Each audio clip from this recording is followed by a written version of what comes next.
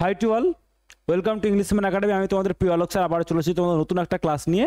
তোমরা যেমন দেখতে পাচ্ছ আজকে আমাদের রিপোর্ট রাইটিং এর ক্লাস 14।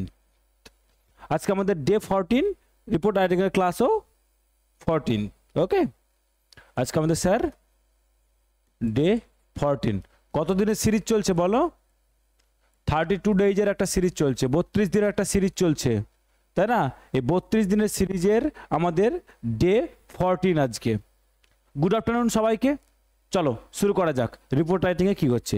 রিপোর্ট রাইটিং ভালো একটা ইন্টারেস্টিং টপিক নিয়ে এসেছি। আচ্ছা, অনেকে কমেন্ট করছো স্যার খুব রিসেন্টগুলো নিয়ে আপনি করান, খুব রিসেন্টগুলো আসা নিয়ে। একটু পেশেন্স রাখো, যেগুলো আসার চান্সেস বেশি সেগুলোই দিচ্ছি। রিসেন্ট হলেই যে আসবে এরকম ব্যাপার নয়, রিসেন্ট হলেই যে আসবে এরকম কোনো ব্যাপার নয়। বলতে পেরেছি ব্যাপারটাকে আমি? চলো কি বলছে? Write a report on operation Ajay. Operation অজয়ের উপর লেখা। তো অপারেশন অজয় কিসের ওপরে ছিল?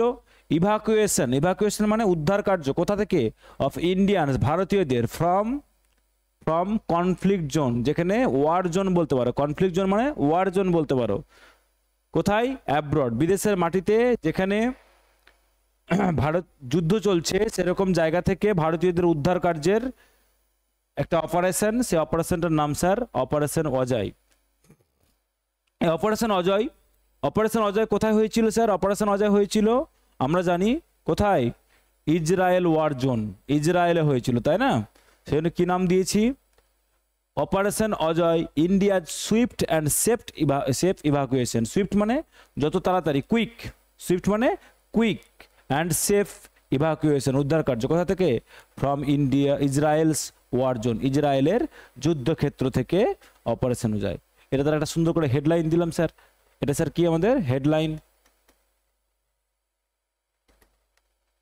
বাইলাইন কোনটা? বাই স্টাফ রিপোর্টার, কমা দিয়ে XYG, XYG প্লেসের নাম, এক্সাম ডেট। বলতে পারলাম এক্সাম ডেট হচ্ছে যেদিন এক্সাম হবে। The government of India, the government of India, এটা তাহলে কি বললাম?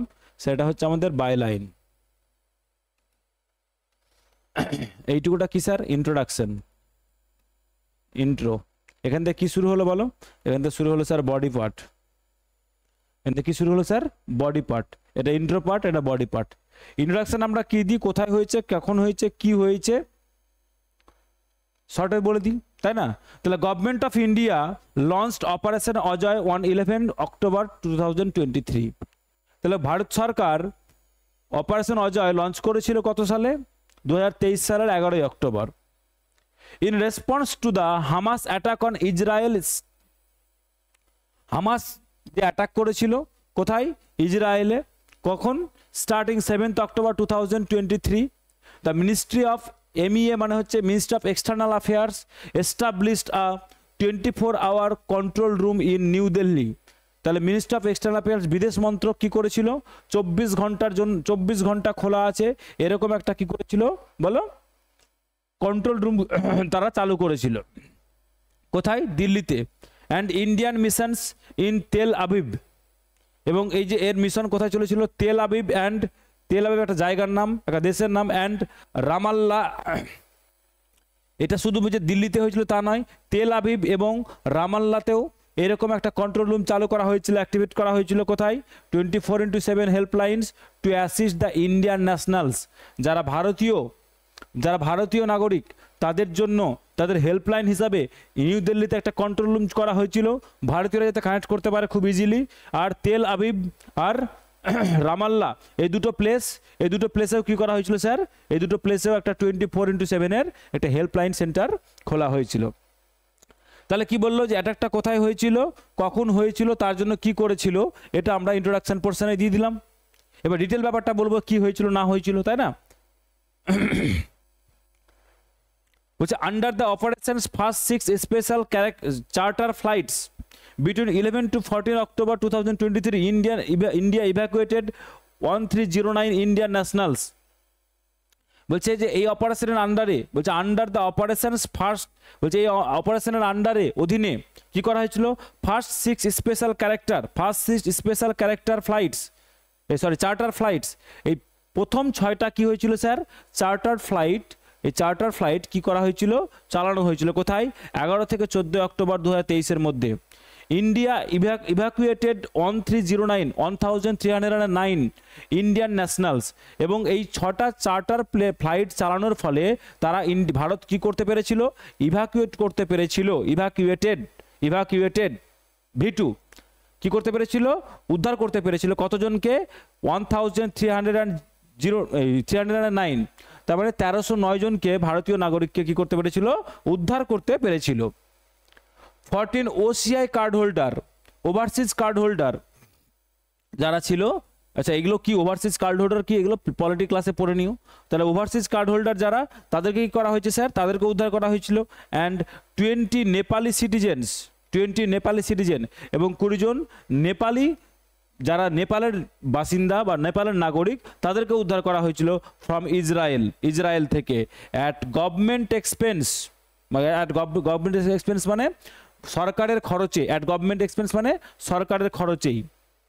এই চার্টার ফ্লাইট যে পাঠানো হয়েছিল, এটা একটা কস্টলি ফ্লাইট, এগুলো তো এগুলো খরচ কে বিয়ার করেছিল, ইন্ডিয়ান গভর্নমেন্ট।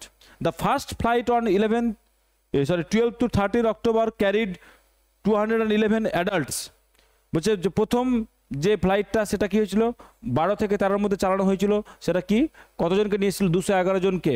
211 জন কি ছিল, অ্যাডাল্ট মানে ম্যাচিওর্ড, বড় মানুষদেরকে। অ্যান্ড 1 ইনফ্যান্ট এবং একজন নাবালক আনা হয়েছিল। ফলোড বাই সাকসেসিভ ফ্লাইটস, এবং তারপর পরপর চলতে আছে ফ্লাইটগুলো। সেকেন্ড ব্যাচ হ্যাড 235 ইন্ডিয়ানস, এবং সেকেন্ড ব্যাচে 235 জনকে আনা হয়েছিল, ইনক্লুডিং 2 ইনফ্যান্টস, সেখানে 2 জন নাবালক ছিল। অ্যারাইভিং আর্লি অন 14 অক্টোবর, যেটা 14 অক্টোবরের সকাল সকাল কি হয়েছিল, চলে এসেছিল। অ্যাপ্রক্সিমেটলি 18,000 ইন্ডিয়ানস, তাহলে এটা দিলাম কি স্যার, এই বডি পার্টে যেটা দিলাম, বডি পার্টে এটা একটা পার্ট দিলাম, বডি পার্টটা অনগোয়িং আছে, বডি পার্টটা কন্টিনিউ আছে। প্যারা চেঞ্জ করলাম, প্যারা চেঞ্জ করেও কি করছি স্যার, আমরা বডি পার্টই লিখছি, কিন্তু মাথায় থাকে যেন। বলছে অ্যাপ্রক্সিমেটলি 18,000 ইন্ডিয়ান রিসাইডেড ইন ইসরায়েল, বলছে প্রায় অ্যাপ্রক্সিমেটলি 18,000 ভারতীয় রিসাইডেড ইন ইসরায়েল, কোথায় বাস করে, ইসরায়েলে বাস করে। অ্যাট দ্যাট টাইম, যে সময় এই ঝামেলাটা লেগেছিল, যে সময় যুদ্ধটা লেগেছিল, হামাস যখন অ্যাটাক করেছিল, সেই সময় অ্যাপ্রক্সিমেটলি 18,000 ইন্ডিয়ান কি করছে, ইসরায়েলে বসবাস করছিল। অ্যাক্রস তাদের মধ্যে কারা ছিল, কেয়ার গিভার্স মানে যারা নার্সেস বলতে পারো, স্টুডেন্টস ছাত্র ছিল, আইটি প্রফেশনালস মানে যারা আইটি সেক্টরে কাজ করে, অ্যান্ড ডায়মন্ড ট্রেডার্স, এবং কে ছিল, হিরে ব্যবসায়ী যারা হিরে নিয়ে ডিল করে। বলছে আ ফিউ ডজন মানে কয়েক dozen, around 16 were in the West Bank, প্রায় 16 জনের মতো কোথায় আছে তারা, ওয়েস্ট ব্যাঙ্কে, অ্যান্ড গাজা। বলছে যে প্রায় কয়েক ডজন বলতে পারো, অ্যারাউন্ড 16, এরা কোথায় ছিল, ওয়েস্ট ব্যাঙ্ক অ্যান্ড গাজার দিকে ছিল তারা। With Ministry of external Affairs coordinated to assess options for their safe exit. Gaza থেকে প্রায় 16 জন কি করেছিল, কানেক্ট করার চেষ্টা করেছিল, কি থেকে, ওই গাজার ওয়েস্ট ব্যাঙ্ক থেকে, মানে গাজার পশ্চিম প্রান্ত থেকে তারা কি করেছিল, মিনিস্ট্রি অফ এক্সটার্নাল অ্যাফেয়ার্সের সাথে কানেক্ট করেছিল, কি করার জন্য, যে তাদের কাছে যেন to assess the options for their safe exit, যে তাদের কাছে একটা অপশনস ওপেন করার জন্য, যে তারা কি করতে পারে, তারা যেন সেফলি সেখান থেকে কি করে যেতে পারে, এক্সিট করে যেতে পারে। তাহলে প্রায় 16 জন কি করেছিল, সেখান থেকে গাজার পশ্চিম প্রান্ত থেকে মিনিস্ট্রি অফ এক্সটার্নাল অ্যাফেয়ার্সের সাথে কোঅর্ডিনেটিং করেছিল, তারা যোগাযোগ করেছিল, তারা সেফলি সেখান থেকে বেরিয়ে আসার জন্য। তাহলে আমরা কি দিলাম স্যার, বডি পার্টে সেগুলো দিলাম। এবার কি দিব স্যার, আমাদের conclusion portion. Okay, the Ministry of External Affairs orchestration via embassy-led registration drives continuous helplines, diplomatic engagement and charter flights demonstrated efficient crisis management and citizen-centric policy. এইটা খুব সুন্দর, দেখো বুঝছে, the Ministry of External Affairs orchestration মানে বলতে পারি আমরা প্রদর্শন বলতে পারি, ভায়া এমবাসি লেড রেজিস্ট্রেশন, এমবাসির থ্রুতে, কন্টিনিউয়াস হেল্পলাইন, যে সব সময় যে 24/7 যে হেল্পলাইন, অ্যান্ড ডিপ্লোম্যাটিক এনগেজমেন্ট, শুধু যে পেরে যাবো সে তো নয়, যুদ্ধ চলছে, পার্শ্ববর্তী দেশের সাথে কমিউনিকেট করা, এগুলো হচ্ছে কি কূটনৈতিক ব্যাপার। তাহলে এই ডিপ্লোম্যাটিক এনগেজমেন্টগুলো অ্যান্ড চার্টার ফ্লাইটস, এত এক্সপেন্সিভ একটা ফ্লাইট চালানো, ওকে। ডেমনস্ট্রেটেড এফিসিয়েন্ট, এটা কি প্রদর্শন করছে, এটা কি প্রদর্শন করছে? এফিসিয়েন্ট ক্রাইসিস ম্যানেজমেন্ট, যে কোনো ক্রাইসিসে পড়লে কত এফিসিয়েন্টলি ভারত সরকার সেটাকে বা বিদেশ মন্ত্র কত সহজে সেটাকে হ্যান্ডেল করতে পারে। অ্যান্ড সিটিজেন সেন্ট্রিক পলিসি, যে সিটিজেনই সবার আগে প্রায়োরিটি, সিটিজেনই সবার আগে প্রায়োরিটি, সিটিজেনের জন্য টাকা কোনো ব্যাপার না। এইটা কি শো করে? এই মিনিস্ট্রি অফ এক্সটার্নাল অ্যাফেয়ার্সের এই যে অ্যাক্টিভিটিতে, এই গাজার যুদ্ধের সময় বা ইসরায়েলের যে অ্যাটাকটা চলছে সেই সময় যে অপারেশন অজয় সেটা প্রুভ করে দিয়েছে। DM level coordination enabled timely deployment of the Indian Air Force and the potential naval assets।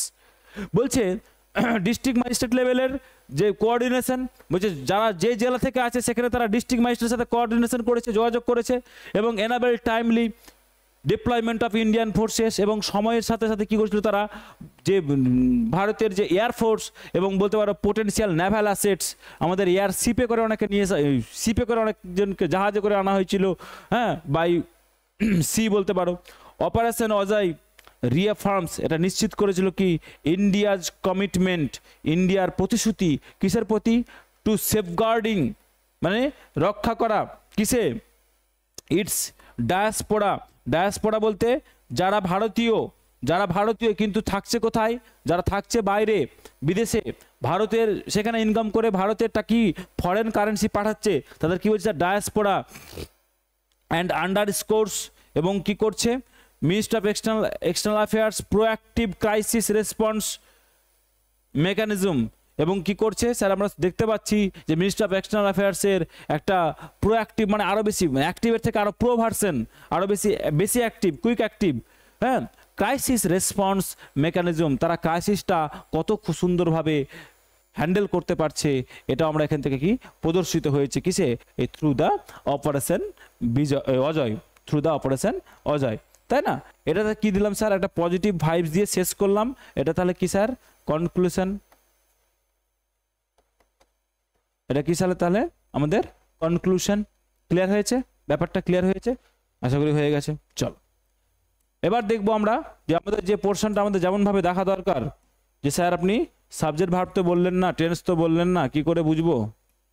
যারা লিখতে চাইছো যে স্যার তো বুঝলাম, লেখাটা তো বুঝে গেলাম, কিন্তু লেখাটা তো আমাকে একটু বুঝতে হবে। সাবজেক্ট ভার্ব এগ্রিমেন্টে এত বড় বড় সেন্টেন্স লিখেছেন, বোঝা তো খুবই কঠিন। সত্যিই তো কঠিন ভাই, সত্যিই তো কঠিন।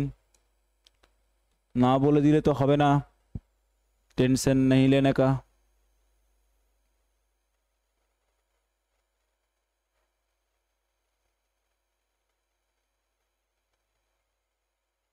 টেনশন তো তুমি দেবে কাকে?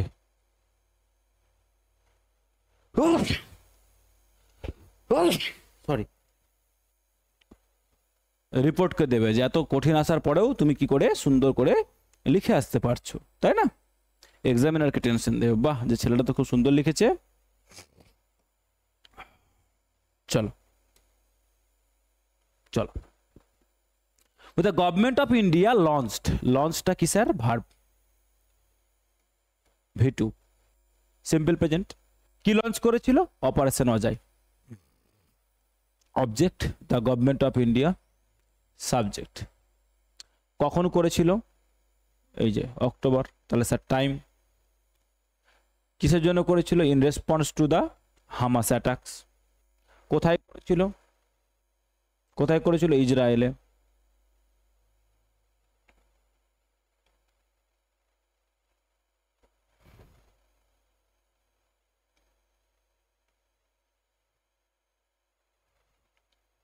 তাহলে কি বলো? সেটা হচ্ছে প্লেস। স্টার্টিং অক্টোবর, এটা আবার স্যার টাইম। বোঝা গেছে?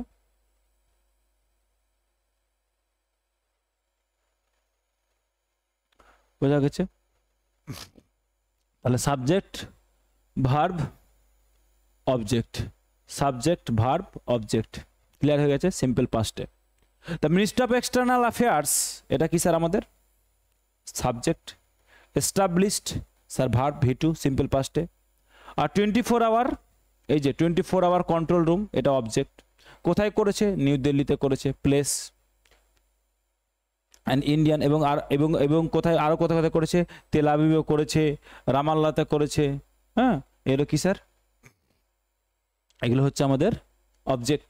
অবজেক্টের কন্টিনিউয়েশন পার্ট বলতে পারো, অবজেক্টের কন্টিনিউয়েশন পার্ট বলতে পারো, বা প্লেসের কন্টিনিউয়েশন পার্ট। প্লেসটা অবজেক্ট বললে ভুল হবে, প্লেসের যে প্লেসটাকে আরও এক্সটেন্ডেড করে কি কি বলছি আমরা। অ্যাক্টিভেটেড, শুধু যে কি করেছিল এস্টাবলিশ করেছিল তা না, কি তারা কি অ্যাক্টিভেট করেছিল? তারা অ্যাক্টিভেট করেছিল কি বলো? 24x হেল্পলাইন্স, কি করার জন্য? Two assist. তাহলে এটা স্যার আমাদের অবজেক্ট, সিম্পল পাস্টে লেখা।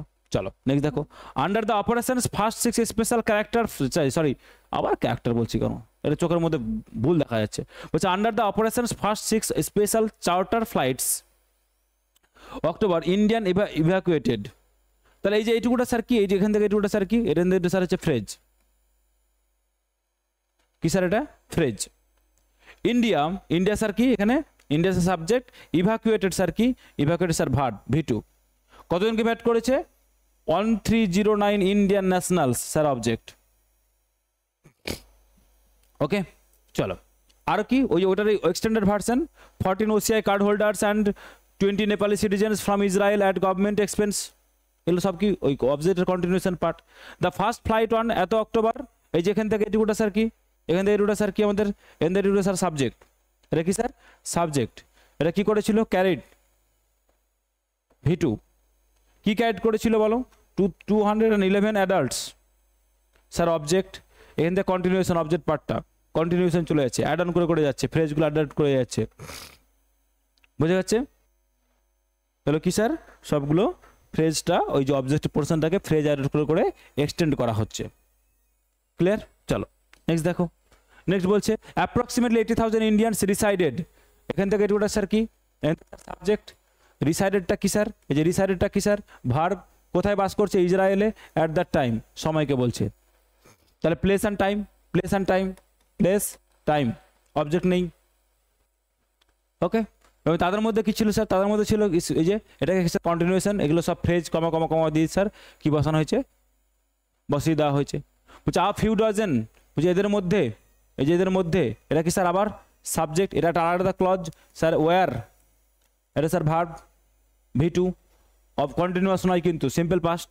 War in the West Bank and Gaza with mission officer coordinating, sorry তাহলে এখানে কন্টিনিউয়াসে যদি কী আছে? কোঅর্ডিনেটিং ছিল।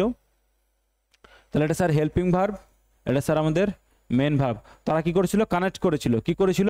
কানেক্ট করেছিল। তাহলে সাবজেক্ট কোনটা স্যার? সাবজেক্ট হচ্ছে আ ফিউ ডজন অ্যারাউন্ড 16। বলছে যে এদের মধ্যে 16 জন প্রায়, এরা কি করেছিল? কানেক্ট করার চেষ্টা করেছিল। এই যে ওয়ার কোঅর্ডিনেটিং, যোগাযোগ করেছিল, তাই না? Were coordinating. ক্লিয়ার? ক্লিয়ার? চলো নেক্সট দেখো, the minister of orchestration via embassy led registration drives continuous helplines. এই যে ড্রাইভস, এটা কি স্যার? এটা ভার্ব। আর এই যে এখান থেকে স্যার পুরোটা কি স্যার? পুরোটা হচ্ছে আমাদের সাবজেক্ট। কি ড্রাইভ করেছিল? Continuous helpline sir object. Diplomatic engagement and charter flights demonstrated, এগুলো সবগুলো কি স্যার? এগুলো সবগুলো হচ্ছে কি যে চার্টার ফ্লাইটস পর্যন্ত sir continuation of object, charter flight পর্যন্ত sir continuation of object. Demonstrated sir কি? ডেমনস্ট্রেটেড আবার স্যার আমাদের ভার্ব। এখানে স্যার আমরা কি পেলাম? ওই যে ড্রাইভস, আর কি sorry the Ministry of External Organizations via embassy led registration drives continuous। আচ্ছা, রেজিস্ট্রেশন ড্রাইভস এটা কিন্তু ভার্ব নয়।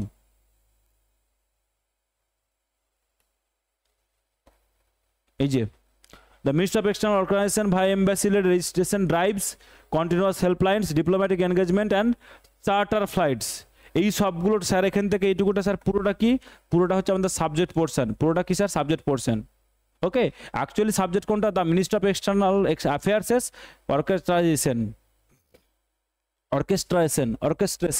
অর্কেস্ট্রেশনটা স্যার কি? এটা হচ্ছে আমাদের আসল সাবজেক্ট। ওকে, এটা কি? এই যে কিসের মাধ্যমে করেছে? এগুলো স্যার কমা দিয়ে দিয়ে ফ্রেজ দিয়ে দিয়ে অ্যাড করেছে।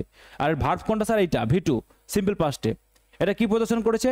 এফিসিয়েন্ট ক্রাইসিস ম্যানেজমেন্ট, এটা স্যার অবজেক্ট।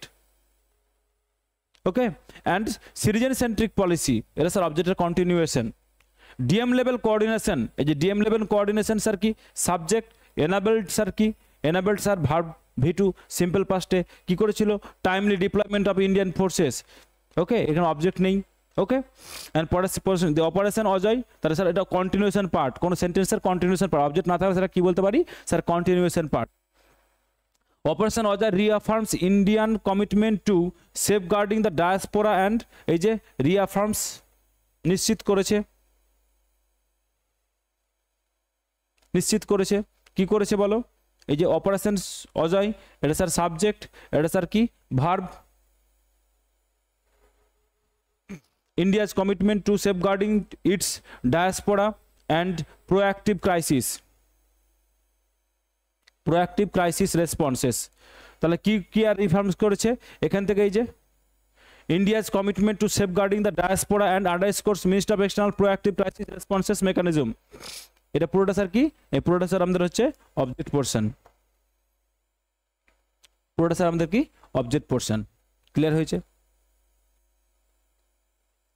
আচ্ছা অনেকে আবার বলবে স্যার এখানে আপনি কেন সিম্পল পাস্ট এই সিম্পল প্রেজেন্ট কেন করলেন, এটা কি সিম্পল প্রেজেন্ট কেন করলেন, এটা যে বুঝবে সিম্পল প্রেজেন্ট কেন করলাম, সেন্টেন্সের সেন্সটাকে মেনটেন করার জন্য, সেন্টেন্সের সেন্সটাকে মেনটেন করার জন্য। করেছিল, করেছিল মানে করে, এটা প্রদর্শন করে, করেছে নয় করে, যে অপারেশন ওটা রিঅ্যাফার্মস নিশ্চিত করে, তাহলে রিঅ্যাফার্মস বলতে পারলাম, এই জন্য আমরা সিম্পল প্রেজেন্টে করেছি, কনফিউজড হবে না।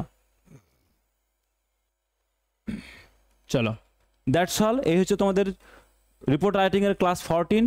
ক্লাস কেমন লাগলো, যদি ক্লাস ভালো লেগে থাকে অবশ্যই লাইক করবে, একটা ভ্যালুয়েবল কমেন্ট ছেড়ে যাবে, শেয়ার করতে ভুলবো না। তোমরা তো একদমই শেয়ার করছো না, লাইক করতেও তো পয়সা লাগছে, ক টাকা করে লাগছে বলে দিও, যে স্যার লাইক করতে এত টাকা করে কাটছে আমাদের অ্যাকাউন্ট থেকে, বলতে পারলাম। অবশ্যই যদি খারাপ লাগে তাহলে তার কেন খারাপ লাগলো সেটাও জানিয়ে যেও, ডিসলাইক করতেও ভুলবে না যদি খারাপ লেগে যায়, কেমন? চলো ওয়েট করো, সন্ধ্যেবেলায় সন্ধ্যে 7টায় আসছে আমাদের কি প্রেসিজ রাইটিংয়ের ক্লাস। ওকে ততক্ষণ পর্যন্ত খুব মন দিয়ে প্র্যাকটিস করো। স্যার আগের ক্লাসগুলো কোথায় পাবো? ভিডিও ডিসক্রিপশন বক্সে প্লেলিস্ট দেওয়া আছে, বাট চ্যানেলে যাও, ওখানে প্লেলিস্ট করা আছে, রিপোর্ট রাইটিং আলাদা প্লেলিস্ট, ট্রান্সলেশন আলাদা প্লেলিস্ট, প্রেসিজ রাইটিং আলাদা প্লেলিস্ট। প্লেলিস্ট ধরে ধরে প্রত্যেকটা ক্লাস করো। 32 দিনের সিরিজ, 32টা প্রেসিজ, 32টা রিপোর্ট রাইটিং, 52টা ট্রান্সলেশন। এটা হচ্ছে more than enough for mains preparation আর ক্লার্কশিপ এক্সামিনেশনের জন্য, যে মেন্স পেপার লেভেল দেবে বা WP যারা দেবে তার জন্য মোর দ্যান এনাফ বলছি আমি। ক্লিয়ার?